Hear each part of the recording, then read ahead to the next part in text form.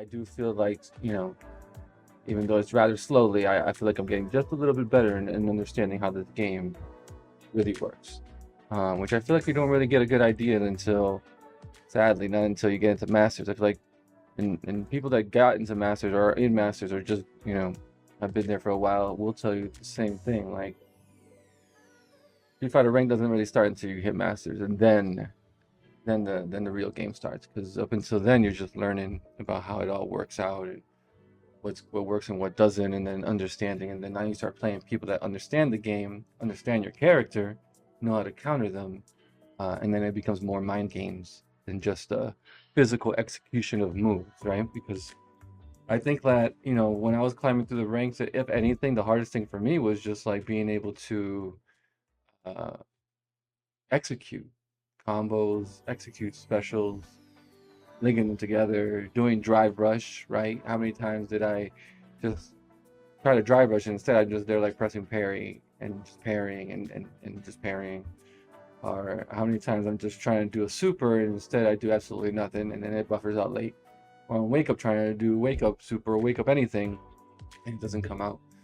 Those are like the things I've been like in the beginning. I was just like yelling out all the time, like, why? Why can't it just understand what I'm trying to do? I just don't understand why, and I continue to drop combos. And then, you play the game long enough, and then those become like almost like secondary issues. Where now it's like, goodness, how do I counter this person? Oh my God, they're just all on me. Like, it becomes much more of a knowledge increase that requires you to progress rather than an execution increase. So. Which I think is why, like, uh, Street Fighter 6 has modern controls in addition to its classic controls. Classic controls, are with the directional input, while modern controls are like, if you've ever played a game like Smash Brothers, it's like one button inputs for supers and specials. Um, so in this game, they have that, in its modern controls, and it helps with execution. So you can almost like, take like a fast pass through the execution arc and go straight to the mental arc, uh, with the penalty of reduced damage, slightly reduced damage because of that. But because of that,